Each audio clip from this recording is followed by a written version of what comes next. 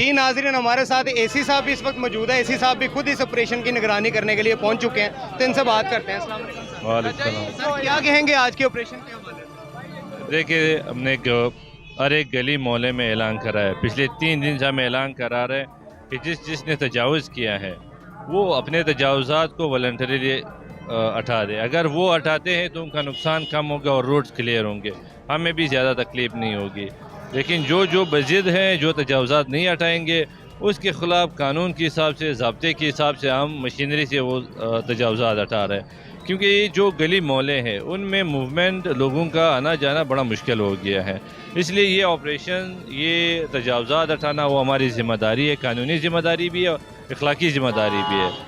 तो हमें चाहिए, हमारे लोगों को चाहिए कि वो इतना तो कर ले कि जो गली मोहल्ले वो रास्ते क्लियर कर दे। अच्छा सर, हम देख रहे हैं कि ये अब मोहल्लों तक तो पहुंच चुका है, क्या गलियों में भी दाखिल होगा जहां पर हम देखते हैं कि लोगों ने नाजायज़ वाशरूम या पार्किंग एरिया की आड़ में कब्जा किया? हम हर एक मस्जिद में, मोहल्ले के मस्जिद में, मोहल्ले के सेक्रेटरी यूनियन कौंसिल के थ्रू ऐलान करा रहे, लोगों को समझा रहे हैं, उनको बता रहे हैं कि जिसने वाशरूम बनाया है, जिसने दुकान बनाया है, जिसने रैम्स बनाए हैं, जिसकी वजह से हमदर्द में मुश्किल हैं, जिसकी वजह से रास्ते बंद हो रहे हैं, अगर वो नहीं हटाते तो हम हटा देंगे। सिर्फ डिफरेंस ये होगा कि हर एक मोहल्ले की बारी आएगी, हर एक गली की बारी आएगी। फ़र्क ये होगा कि 1-2 दिन के आगे पीछे होंगे, लेकिन आएगी पूरे फैसलाबाद में हर एक गली मोहल्ले की बारी आएगी। सर आखिर में सीएम साहिबा ने 1 हफ्ते का नोटिस मेरा ख्याल सबको दिया है कि 1 हफ्ते में तजावुज़ात क्लियर करनी है, तो ऑपरेशन में तेज़ी के हवाले से थोड़ा बताएं। जितनी हमारी मशीनरी है, जितने हमारे एरिया इंस्पेक्टर्स हैं, हमने सारा अपना ह्यूमन रिसोर्स भी डिप्लॉय किया हुआ है और अपनी मशीनरी भी डिप्लॉय की हुई है। ऑपरेशन आपको नज़र आ रहा है, हमारे गली कोने में पहुंच रहे और लोगों को सेंसिटाइज भी कर रहे, उनको शऊर भी दे रहे, उनको समझा भी रहे और साथ साथ मशीनरी से काम भी करा रहे इन चीज़ों को रिमूव कराने में। बहुत शुक्रिया। जी नाज़रीन, ये थे हमारे साथ एसी सिटी अतीकुल्ला साहब। उनका भी ये कहना था कि ये सिर्फ में भी दाखिल होगा, ये सिर्फ बाज़ारों की हद तक नहीं रहा बल्कि गली मोहल्लों में भी दाखिल होगा।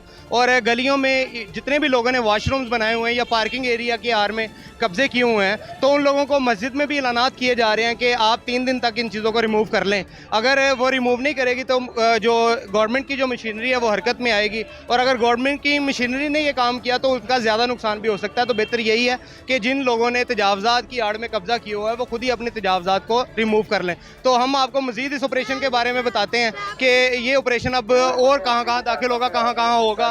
तो हमारे साथ जुड़े रहिएगा, हम आपको मज़ीद इस बाज़ार का विज़िट भी करवाते हैं, दिखाते हैं कि और जो चीज़ें हैं ये जो दुकानदारों की तरफ से बनाई गई थी उन चीज़ों को किन किन को रिमूव किया जा रहा है।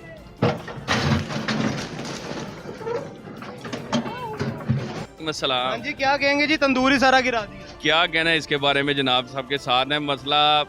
इन्हें चाहिए था कि कोई इंसान को ना, कोई बंदे को थोड़ी सी जगह देते, कहते उसे उसके साथ कोई कोऑपरेट करते। ऐसा कोई मसला नहीं है, सबके साथ है।